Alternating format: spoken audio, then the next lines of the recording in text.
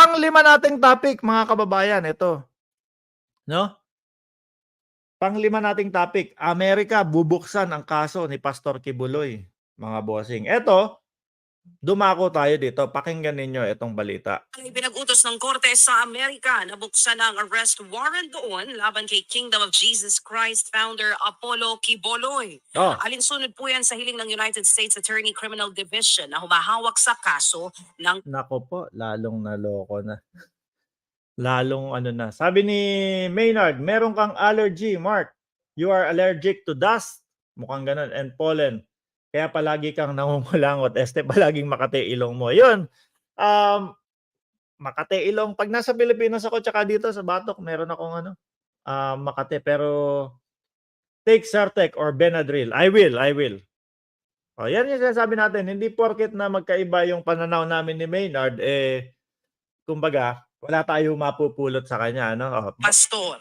Kabilang sa mga kinakaharap ng pastor ay ang fraud, coercion, sex trafficking ng mga bata, Dami. conspiracy at maging pagpupuslit ng pera.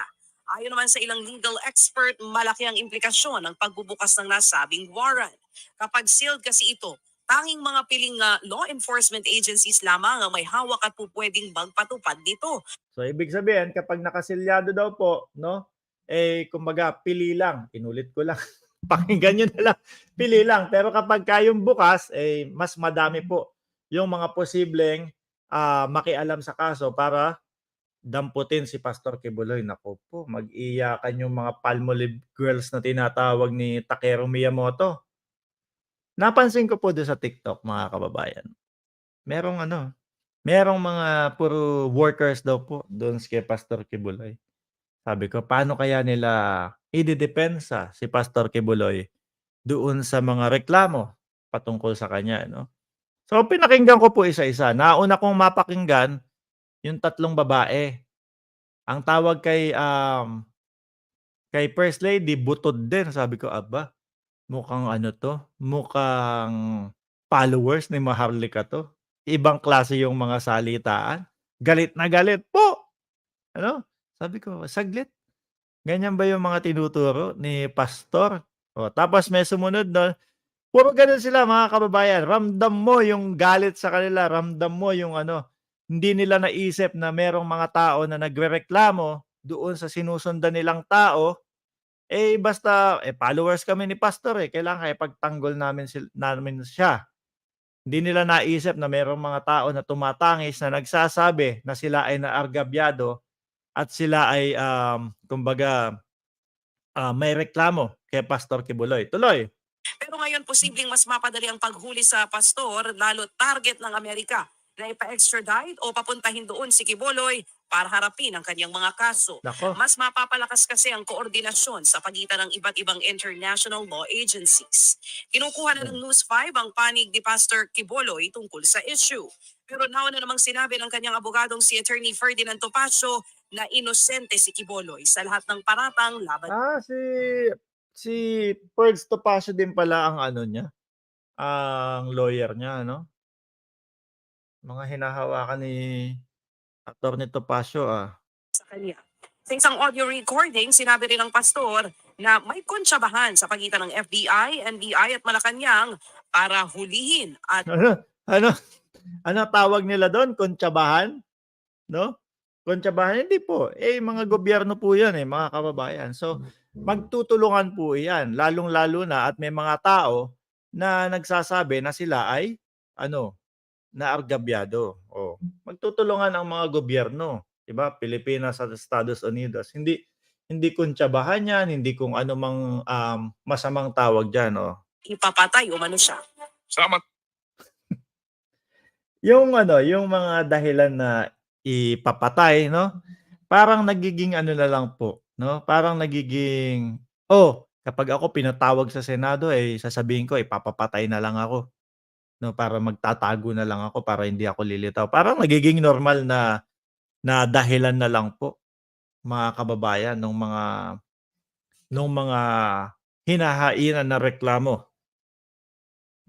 Tala po formal ho namang nagpahayag ng kanila pong pagtutol sa pag-aresto kay Pastor Apollo Kibuloy ang ilang senador. Nangangala po ng pirma si Senador Robin Hood Padilla sa mga miyembro Oh. ng Senate Committee on Women and Children, Family Isang nabanggit si Villar po mga kababayan eh. No, si Senator Cynthia Villar yung ano tawag dito? Isa sa pumirma. Eh gagawin mo daw ba 'yon sa isang kaibigan mo na ipaaresto yung kaibigan? Ay naku po. Hindi po 'yun yung tamang sagot ng kapag ikaw ay senador. No, hindi po 'yun yung tamang sagot. Kumbaga parang, "Wait lang, poprotektahan ko yung kaibigan ko." Relations and Gender Equality. Layo nitong baliktarin ang mosyong ipakontempt si Kibuloy dahil nga sa hindi niya pagdalo sa nagdaang hearing kahit na meron na siyang mga subpina. Kaugnay ito ng mga reklamo ng pagmamaltrato at panggagahasa Hoy! sa ilang miyembro po ng kanilang simbahan laban kay Kibuloy. Ayon po kay Padilla, bayani ang kanyang turing sa naturang pastor. Oh. Nakasama raw niya si Kibuloy. Hero nga daw po kasi nga alam naman po natin hindi ano no, hindi lingid sa ating kaalaman mga kababayan na si Pastor Kibuloy isa doon sa talagang bumabanat lumalaban no doon sa mga terorista ng ating bansa, no? Yung mga N, yung mga P, yung mga A, yung tatlo ng letra na yan. Pero hindi po ibig sabihin mga kababayan na kumbaga ano na siya doon, exempted na po siya kapag may nagreklamong ganito, ako ay inargabyado niyang tao na yan, hindi na po siya aanuhin, kakantiin o hindi na siya ipapatawag. Hindi po pwede yun, no? Alam natin na kontra siya at gusto niyang mapatahimik ang Pilipinas. Pero meron pa din pong meron pa din pong mga tao na naargabyado daw po sila. Sabi ni kapatid nating DJ Byron, Music and Topic TV, justice for Jabuloy. A few moments later. Tuloy. Sa paglaban sa New People's Army noong pamahalaan Duterte. Hindi rin daw dapat na Senado ang dumidinig sa mga reklamo laban kay Kibuloy, kundi ang kagawaran ng katarungan sa 14 na mga miyembro. Yun na nga po, no? Isa din pala si meron na nga din, isa din po pala si Binoy sa sumisigaw ng sa sumisigaw ng sa korte dalhin. Mukhang napagbigyan na si Senator Robin Padilla. Dahil po ngayon sa news, alam na po na binubuksan po ulit yung mga kaso kay Pastor Kibuloy. Ng komite, 8 ang kinakailangang mapapirma nitong si Padilla para mabaligtad ang contempt order. 4 na silang lumagda kabilang sina Senador Bongo, Amy Marcos at Cynthia Villar. Ayon kay Villar, siya'y lumagda dahil hindi raw siya naniniwala sa mga aligasyon kay Kibuloy at sila daw ho ay magkakaibigan. Sila daw po ay magkakaibigan at hindi naniniwala. No, si Senator Cynthia Villar. Ulitin po natin, sino po yung mga pumirma? Si Senator Bongo. Para hindi makontempt si Pastor Kibuloy. Si Robin Padilla, syempre, siya yung pinaka-mismong pinuno nung pagkakalap ng mga pirma. Sunod, Cynthia Villar. At sino pa yung isa daw? Siglit lang. Ilang din si Senator J.B. Ejercito sa mga unang lumagda. Wala Ayon kay Villar, siya'y lumagda dahil si Senator JB, binawi niya na yung pirma niya no? Mga kababayan, binawi niya na po yung kanyang pirma. So, mag-react dyan si TP pag kinuha ni Maharlika ang PCSO. Sabi ni John Louis Hazan. Pa-victim effect po. Sabi ni Ma'am Jean. Si Pastor, at least he tried to reverse psychology. Paawa po si Pastor. Nako. Sana po, wag na pong umabot sa punto na yung kapag po pagpatawag sa kanya sa korte, hindi niya siputin po mga kababayan. Dahil po malamang sa alamang, may chance na kapag hindi pa niya sinupot ito, baka paaresto na po mga kababayan ang mangyayari diyan. Wag naman din po sana kasi parang napabalita din po na merong mga parang bratatatat sila na madami. Wag na po sanang umabot doon sa madugong laban po mga kababayan. Para po sa akin, kung talagang may mga nagrereklamo, sabi nga po natin sino ang mas may yagbols? Kasi hindi po natin maiiwasan na ikumpara po talaga 'tong dalawa na 'to, eh, 'no? Si Senyor Aguila na umattend sa mga hearing niya, kahit na alam niya na kumbaga yun ang papalarin niya, sasapitin niya. Eh, may nagrereklamo, hinarap niya, 'di ba? Or si Pastor Kibuloy na hanggang ngayon, eh, ayaw pa din pong lumantad, mga kababayan. Yan po ang katanungan natin, mga kababayan, ano?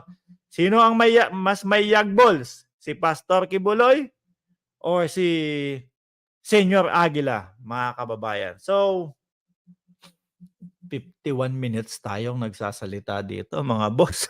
A few moments Ako po ay later. magpapaalam na, pero shoutout ko muna kayong lahat, ano? DJ Byron, si Ma'am Liz, ayan. Si si Ma'am Lynn Garcia, o si Maynard Salviejo, o may katapusan, sabi, may hangganan ang utang na loob. Sino pa ba? Si Barbara Castro, nagmukhang mumurahin nga yung mga babae ni Pastor. Flor de Liza Sonjay, happy vacation po, boss amo. BJ, mas latest ang ginawa ni Ninyo. Maraming salamat po, mga kababayan. Yun nga po, panglimang topic natin is bubuksan ng Amerika, no? Ang mga kaso ni Pastor Kibuloy, hindi na silyado. Amerika, bubuksan ang kaso ni Pastor Kibuloy. At kapag binuksan po yan, mas madami na pong ahensya yung mga posible na makialam dito sa kaso nila at mas mapapadali daw po, no? Ayon sa balita, yung paghuli kay Pastor Kibuloy. Naloko na. Paalam po hanggang sa muli, mga kababayan, and God bless po. Shout out dun sa Team Replay at Team Delay natin na sinasabi nila na nanonood sila after ng live. Ayan. And wag nyo na pong kalimutan na mag-subscribe, mag-like, and i-share nyo na din po itong video na ito.